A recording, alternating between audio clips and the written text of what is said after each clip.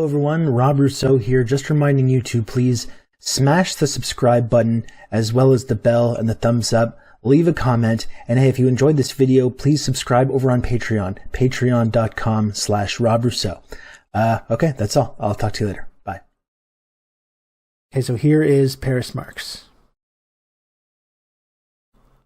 Hello, Paris, are you there? Hello, how are you? Hey, I'm doing very well. How's it going, Paris? I'm doing great. I was just trying to figure out the Discord and how that worked, but Yeah. Yeah, I'm very tech savvy. I was saying, like, originally I found Discord very confusing as well, but now I'm an expert thanks to people like Lodane who have helped me figure this stuff out. you would think that, because I host a podcast called Tech Won't Save Us, I might have some like idea of how Yeah. this stuff works, but Yeah. surprisingly no. It's okay. It's okay. You're doing great. Well, thanks so much for joining the show, Paris. Really short notice. Absolutely. I appreciate you taking the time out of your day to help us break this down. Totally. As far as I know, at this moment, I don't think there's been a confirmation that Elon Musk has bought Twitter, but who knows when that might arrive. Yeah. So let's back up a bit, right? Because this all started, a week and a half ago now. Elon announced that he was buying significant shares in the company, right? And originally that was going along with joining the board of directors.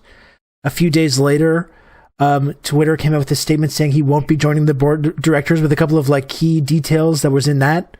What do you think was behind all that? Because they mentioned a few things in that statement about why they wasn't going to be joining the board that seemed kind of interesting. What do you think? What do you make about that? It's certainly been interesting to like watch the past month of this all develop, right? So, Elon started to buy Twitter stock back in January, but obviously didn't have to tell anyone at that time, because he didn't own enough, because the SEC in the States says that you only need to like report it when you're above 5%. And so he only hit that in mid-March, but then actually didn't follow the rules, which, we could see action on in the future. It didn't report it until early April. And then, as you said, there was this kind of, Elon Musk owns 9.2% of Twitter. Then supposedly he's going to join the board. And as part of that, he would kind of be capped to only buying 15% of Twitter. He wouldn't be able to buy any more of that. And so there was the idea that this would be his way to kind of, or the board's way to kind of ensure that he didn't actually take this step to buy up more of Twitter, to buy a majority stake. Then, as you say, there was the announcement that he wasn't actually joining the board. And yeah, there were some interesting things in that letter. I think the piece that a lot of people seized on was the mention of like a background check. And there was some idea that he couldn't pass a background check. I don't know if that is actually part of it. I think it was certainly fun to speculate on. I don't know how he would be different from anyone else in the tech industry, though. I mean, it seems like he's got as good a credentials as anybody. Totally, which is not great credentials, in terms of what they're actually up to. The part that I found interesting about the statement was the stuff about the fiduciary duty. I mean, it was fun to speculate about the background check, but that was, I thought, the most interesting part of that statement, where they basically couldn't count on him as a board member to always act in the benefit of with the benefit of the shareholders in mind, and that seemed like the thing that was a sticking point either for them or for him as well, right? Absolutely. And, you can see that with exactly how he's acted with his other companies. He's been in trouble with the SEC before. The funding secured tweet in 2018 is the most obvious example of that. But certainly his actions over time have an impact on the share price of Tesla, and would naturally do so for Twitter as a public company. The thing I've been trying to like figure out since this started is, what was his goal initially, and then like, did that goal change over time? Like, did he really start buying up Twitter stock with the goal of eventually buying the company, or was there some point where he just reached a point where he was like, you know what, this isn't working out, I just want to go all in, I want to own it, I want to control it. and it's hard to know like if that was always the intention, because what my thinking was initially when it was announced that, what was that, like a week and a half ago or whatever, that Yeah. he was going to try to buy the company, was like, okay, I feel like he is probably in over his head. And with the way the deal was structured, it was kind of like, this is what I'm offering you. It's a great deal. If you don't take it, I'm going to sell my shares and walk away. And it seemed like, okay, maybe this is framed as a way for him um, to kind of have an easy out, to have the board reject him, so then he can leave and not like kind of back out with like his tail between his legs, kind of a thing. Um, but then seeing how this has progressed, I think that my initial thought on that was wrong, because one of the things that is really core to Elon Musk, like obviously he has this deep hatred of the SEC, of the Security and Exchange Commission in the United States, which kind of oversees the markets and takes care of the rules on the markets and things Yeah. like that. And he, ever since that 2018 tweet about funding secured, he has had it in for the SEC. He has hated the SEC. And then he did an interview at the TED conference, which I guess was last week, I think. And it was right after he announced that he was going to try to buy the company. And in that interview, he said, actually, I did have funding secured, and the SEC made me say that I didn't have funding secured, to like make this whole issue go away. And they kind of forced me to lie to everyone and gave me this reputation that I can't be trusted, that I'm doing these things that are harming my companies, when that's not actually true. And so we don't really have proof that what Elon Musk said is true at all. He's known to be a serial liar. But then when you think about what he's doing with Twitter, it's like he can't back away, or again, he looks like a guy who is like just lying, who is just putting out these statements, these tweets, these offers, but has no intention of following through. So it seems like, looking at it through that lens, like he has to try as hard as he can to achieve it, or again, he comes off with like just more backing to this idea that he's a liar who just says stuff you can't trust. The lying charlatan. I imagine people believing that about Musk. That'd be crazy. Yeah. But that's the kind of interesting thing, is I think that initially when this offer was made, it looked like, in terms of the actual Twitter board and the Twitter as a company, were kind of resisting this. That's why I think when this news started to break last night, they're like, oh, we're actually on the verge of this deal actually going down, has been kind of surprising, right? Because it's like this kind of game of chicken to see who blinks first. And now it looks like it might actually be passing through. But do you still think this is still kind of smoke and mirrors? Like, do you think it's still a possibility that this is all just like him just not wanting to appear to back down and kind of them daring him to? Or do you think this is actually going to happen?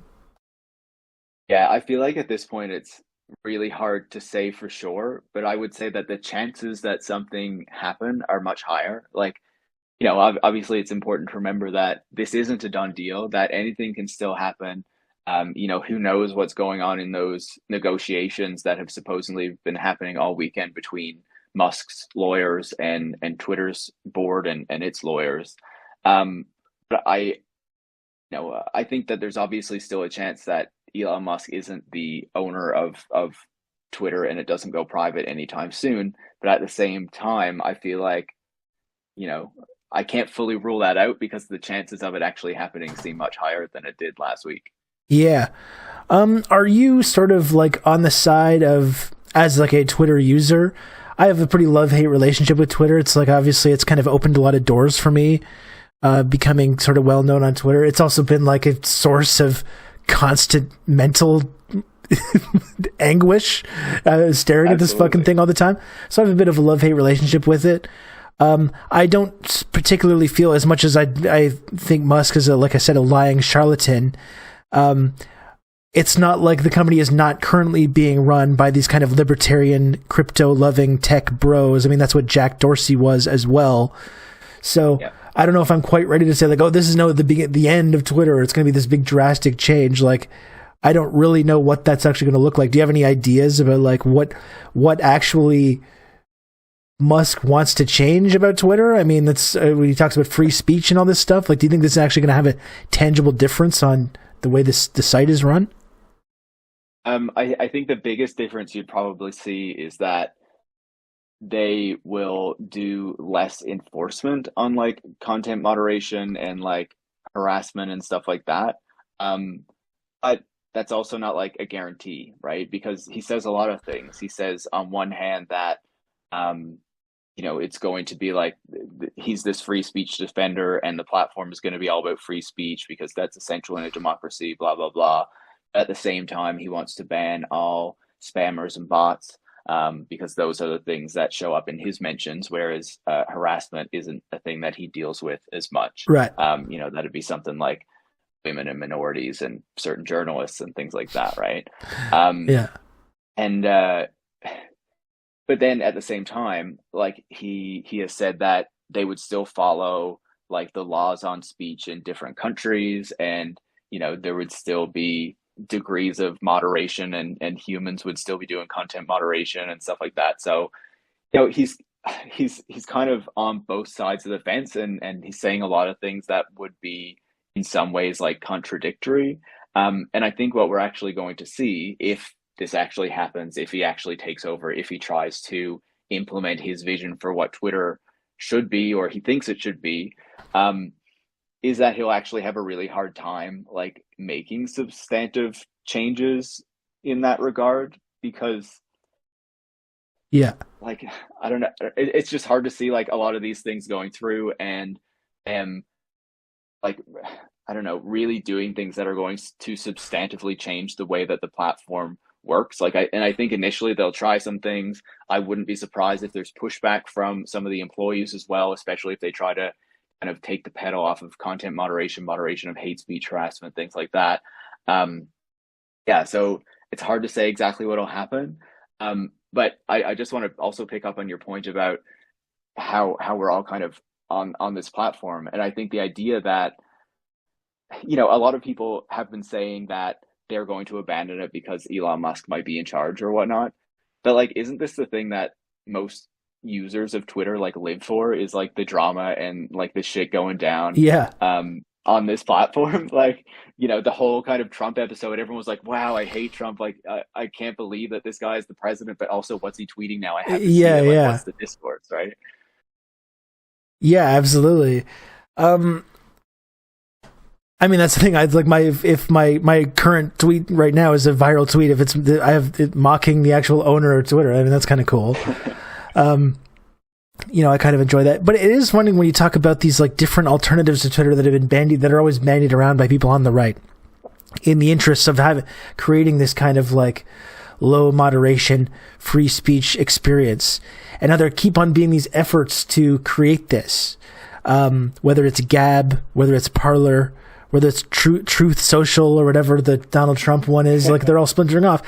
But like the funny thing about this is that all these guys, regardless of how much they want to have their own little bubble, they're also highly addicted to the sort of the massive audience that's on Twitter. And that's the one thing that you can't just create. You can't just create a platform and assume that the same millions of people are going to be there. All these people are addicted to the dopamine hit of the likes and retweets, just like we all are. So that's why it's like, I think Twitter's Elon Musk has circled this idea of just buying Twitter rather than investing in one of these other platforms that gets used by like 1/10 the amount of people. They need, like, that's in terms of tech and these social media companies as well. It's like, it's not necessarily even the product, it's the audience that's there. That's what they're buying.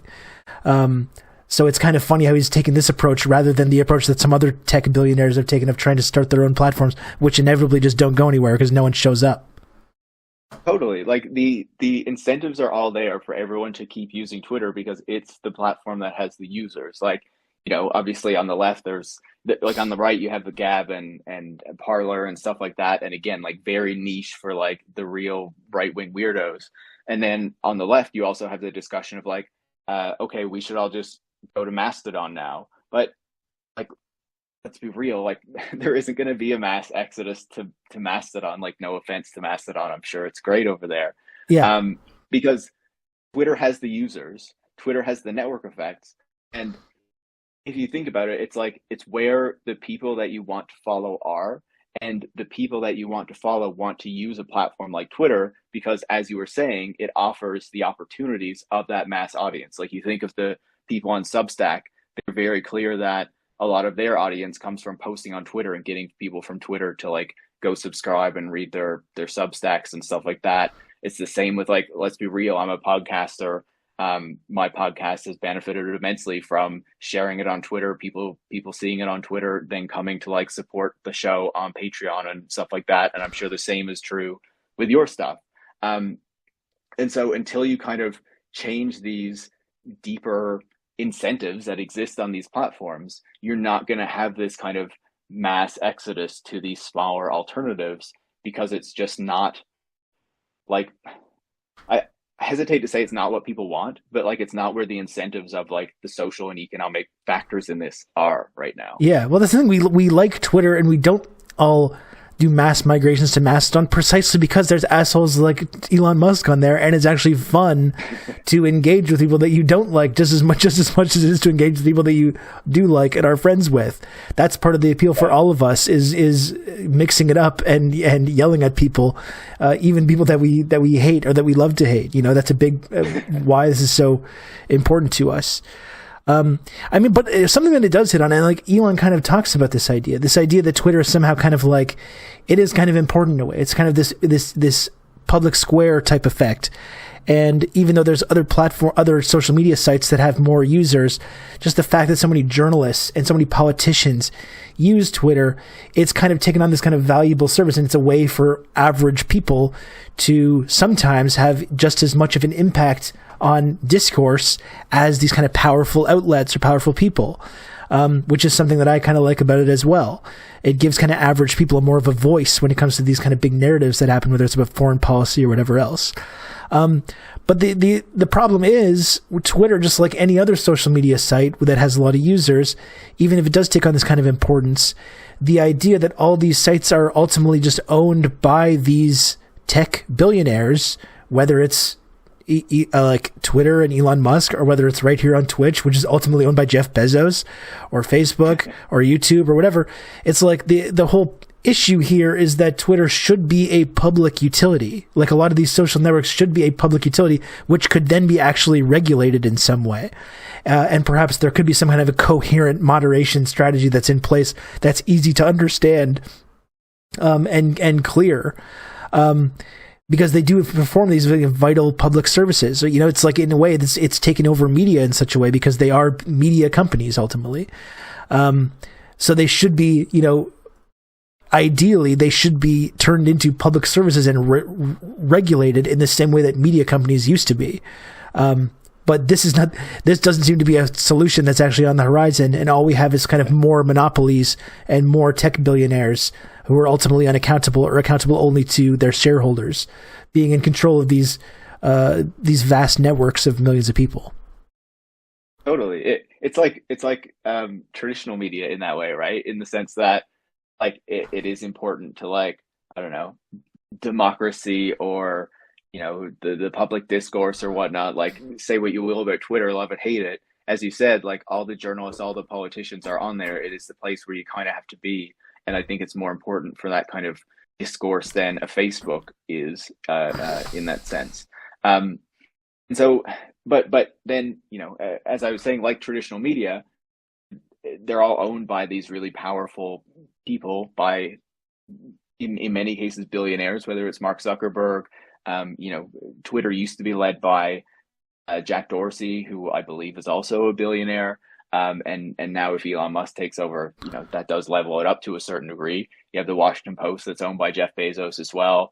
You know, all of these major news channels, except for like public media like the CBC in Canada, are owned by really wealthy people who, let's be real, use them to some degree to promote their agendas, to promote their view of the world, even though they wouldn't explicitly be, you know, tinkering in the stories and changing things. There is just kind of an overall view of the world that's being created by these media institutions that are owned by really powerful people that position this, that put out this kind of liberal view of the world, that have us focusing on like the horse race of politics instead of substantive issues, that would have us believe that like it's cool for billionaires to exist, and that we shouldn't be like taxing them and ensuring that billionaires don't exist, and moving to some kind of socialist society. But as you say about the social media platforms themselves, like yeah, ideally I think you would have some sort of governance and ownership by the people who actually use the platform. And I think that there's naturally a discussion to be had about like would, if we took away the kind of incentives that exist now toward this kind of like micro celebrity, and things like that, would the actual incentives of the platform change? Would how platforms work change? It's something that I'm thinking through right now because there has been all this talk about alternatives. I am going to write another piece about like Twitter and all this stuff. And one of the discussions that I see is like, what if we went back to the way that blogs were, or what if we went back to Tumblr? But these were these periods where the internet itself was less commercialized, right? It Yeah. has progressed to this degree where it is more commercial, where it is more centralized, where there is this expectation of greater profits and more money from the web.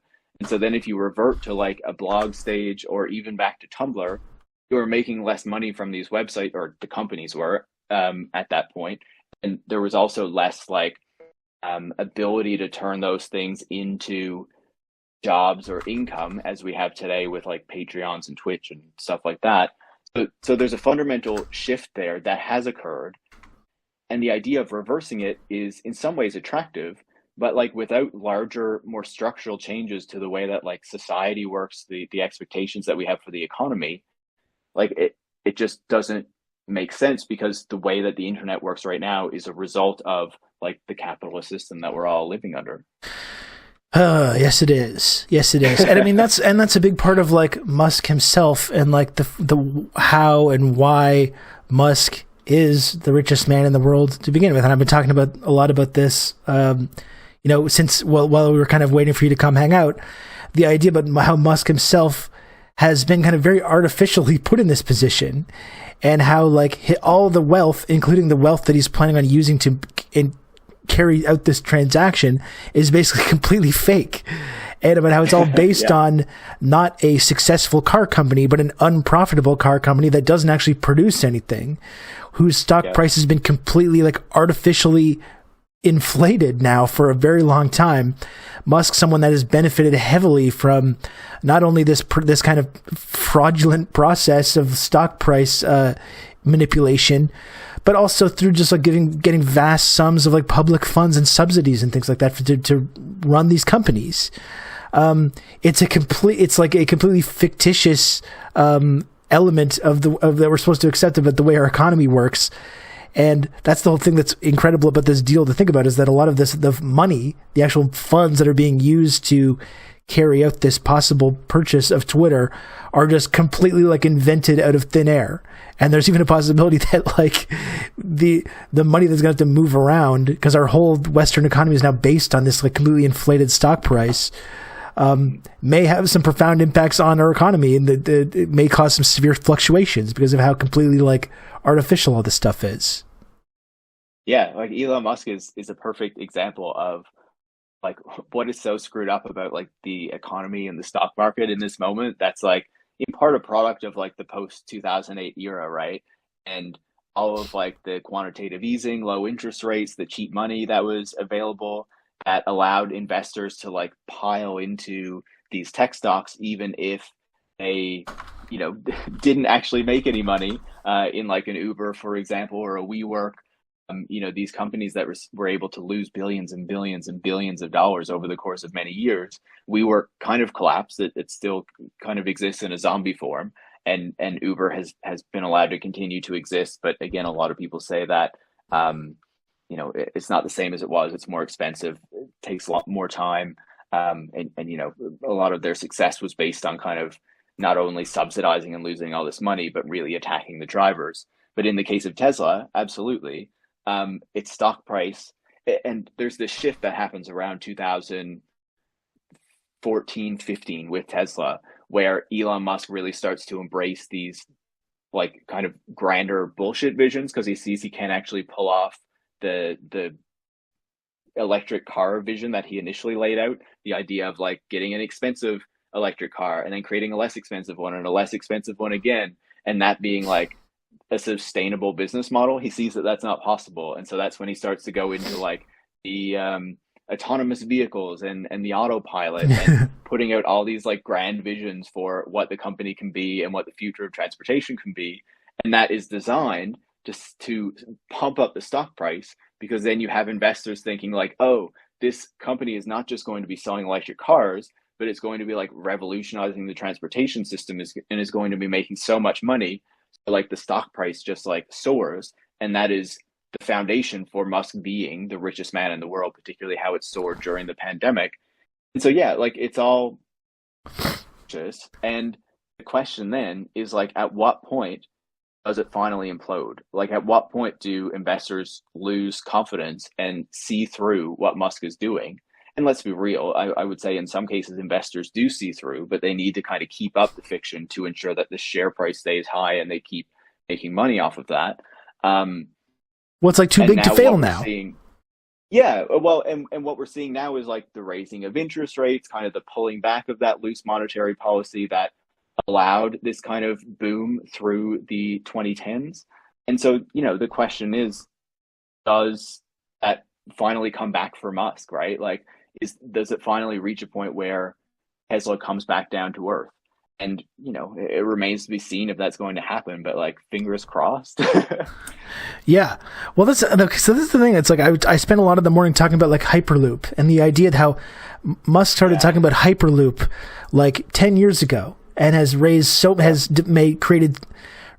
much money and got so many investments in that and scammed all these like municipalities out of big public contracts to like put into his company rather than building public transit.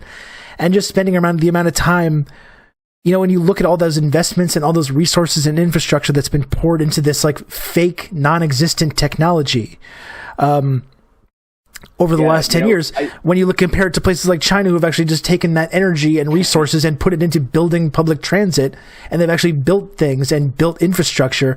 Meanwhile, this whole last 10, 15 years where in the West we could have been building the same infrastructure, which would actually have this profoundly positive impact on the climate, ironically, we've instead been funneling countless billions of dollars into this completely fake technology, which still doesn't even exist.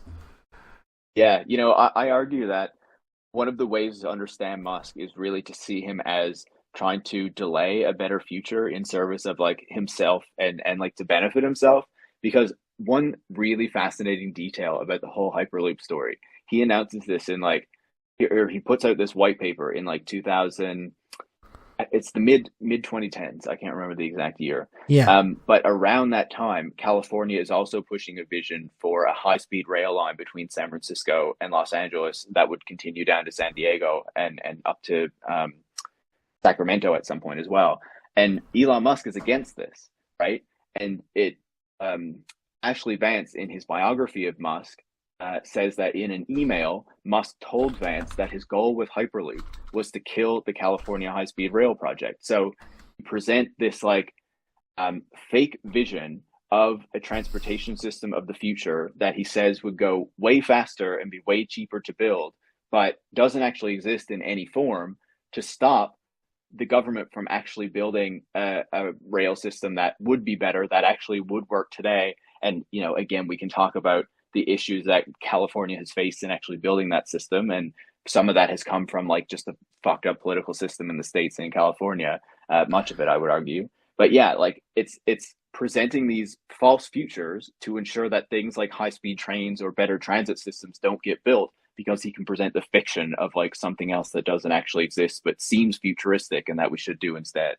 Yeah, and it's really designed to appeal to that like Reddit loving sort of science guy nerd, right? Because I can tell that from experience, because I used to kind of count myself as one of these people. And the idea, when I first heard of Hyperloop, I thought, oh, that's so cool and exciting. This new futuristic technology. It's going to be like exactly like these cities of the future that we envisioned as kids and stuff like that. It's designed to appeal to this impulse But when you pull back farther and you create a kind of a sense of objectivity around it, you realize how much of a fucking total scam it is. Another thing you mentioned too, the idea of like the autonomous cars. I mean, Hyperloop is one element of this total grift, this total like charlatan level grift. The other idea is these AI driving cars and these self-driving cars. Musk was like, as clear as he was about Hyperloop when that was kind of being unveiled, he was very, very clear about this in around 2016, 17. Oh yeah, by 2024, all the cars are going to be fully autonomous. Not only that, all the trucking, the trucking industry, that's all going to be autonomous. All these things. If you have a Tesla, you're going to be able to have your own little personal autonomous Uber. When you're not using your car, it's going to be able to go drive people around and like earn money for you. Like he was very clear on all this technology, being just on the verge of being released and being credible. Only 2 years away. Yeah, exactly. He's been saying this for years now, and like you pointed out, has raised just countless billions of dollars by just completely misrepresenting how far along this technology is. That's what I wonder, though. It's like you have to wonder if it is too big to fail at this point. Elizabeth Holmes and her company made such a huge splash in the tech industry for this exact kind of business model of completely defrauding people about how far along your technology is, and raising billions of dollars in investments based on this false technology that doesn't exist. How is what Musk is doing any different at all from what Elizabeth Holmes was doing, and who's very rightfully lost everything and is now on trial for this kind of fraud? Meanwhile, Musk has raised even more money. He's literally become the world's richest man, based on this complete fraudulent promises of technology, which does not exist still. And he's still able to kind of escape this fate, and he's still able to have the kind of investor confidence. It's really remarkable, actually, when you think about it. Yeah, obviously you're talking to someone who thinks that Elon Musk should be like right up there on the stand with Elizabeth Holmes. And I think, look, I would say I'm not an expert on the Elizabeth Holmes case, but I think that one of the possible key differences is that she was in health versus transportation. And so she could be held to account in an easier way because you have the what's it called? The FDA, I think it is in the States, like the kind of medical agency that checks over the health stuff. Maybe that's not the right acronym for it. I think it is though. But anyway, they effectively eventually shut her down, right? And that was what finally brought Theranos to an end. So she lost money for shareholders, and so that is why they eventually sued her, and that she got found guilty of fraud, right? And for the time being, Musk is still making money for them. Like it's all fake and it's all bullshit, but she's doing it, or he's doing it. Sorry. So he's making them money, and until that like turns around, until the Tesla share price crashes or something, they have no incentive to like take him down and do that themselves, the investors, right? And so he'll just be able to continue unless like the SEC or some other federal agency like the DOJ or something has the balls to actually go after him. And what we've seen from the past 4 years of Musk going back and forth with the SEC is that they don't seem to be willing to actually take him on and try to nail him on this stuff. No. Like my economics correspondent Red Scary has pointed out in the chat, I mean, for as much as he's talked about the SEC, they've been actually very nice to him, which is amazing. Yeah. He has this grudge against them. But I guess that's the question, though, is like you got to wonder right now, like ultimately what we're getting at right now is when this bubble is going to pop, not just the Elon Musk bubble, but the tech bubble, the crypto bubble, the housing bubble. Like we're in a number of different bubbles right now, and it has this sense of like you have this sense of foreboding always because you're just wondering how long this completely this complete house of cards can continue standing, even as like the years go by and these contradictions are revealed and the cards are slowly removed one by one. It's this rickety structure. It's very bizarre, kind of trying to live within this kind of a system. Do you have any what is your sense on that? Like, do you have a sense that like we are coming to some kind of inevitable conclusion to all this, or is this just going to be allowed to kind of like perpetually keep continuing indefinitely? Yeah, like I would say I definitely feel the exact same way. I'm certainly not going to make a prediction as to when it's all going to go belly up and explode. But like obviously through much of the past decade, we've seen this bubble grow. Obviously the housing bubble in Canada seems to be worse than the one in the States at the moment from the numbers I've seen.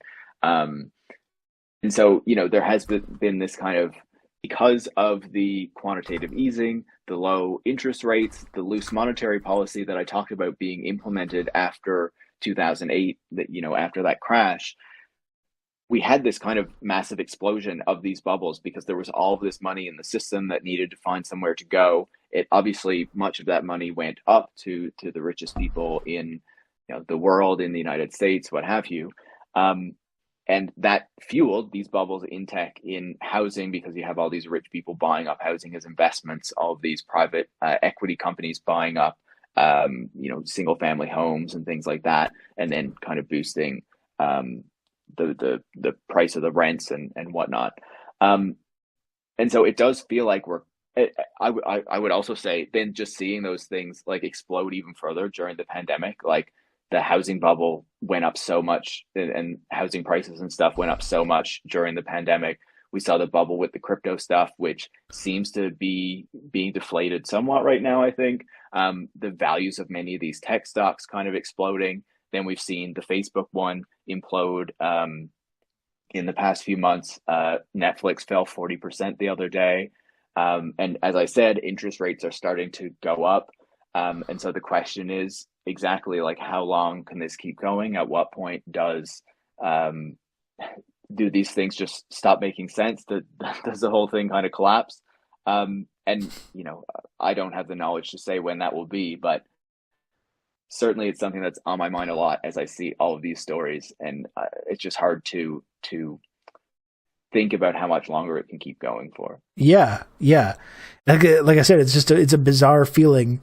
This sense that like this could all collapse at any time, and it feels like that we're well past the time that should have happened, and we're all kind of waiting for it. Yeah. I remember the feeling at the beginning of the pandemic when we started to see the big economic fallout from it, which I believe they kind of rescued by just inventing several $1 trillion out of nowhere and just injecting it into the market, which I'm sure is never going to have any consequences either. It seems like a great system. This is a great way to organize our economy and society, definitely. Totally. Yeah, and part of the issue with that is that like the crypto bros seize on that as the way to show that like money is fake, so like Bitcoin is the future. And it's like our fake money is going to get us out of this, rather than this other fake money. Yeah. It's like, clearly there's a problem there with what's happening with all this fake money, with the quantitative easing, all this stuff. Like, there's real issues in like the fundamentals of the economy right now, because as you were just saying, with all these bubbles and things that are going on, with the rampant inequality, with the very significant like social and economic issues that we're facing in society right now. But at the same time, like, then to see the solution to that as being like, everyone put all your money into Bitcoin, is like it's just ridiculous, right? No, probably not going to get it done. Or pictures of apes. Yeah, I keep getting stolen. Yeah, I know. Another hack earlier today. Yeah, I just saw now literally all the apes are gone now. Very unfortunate. Prayers up for all our ape stackers out there. Paris, thanks so much for joining the show to break down this stuff. Again, with all these issues, I always really appreciate your perspective on this.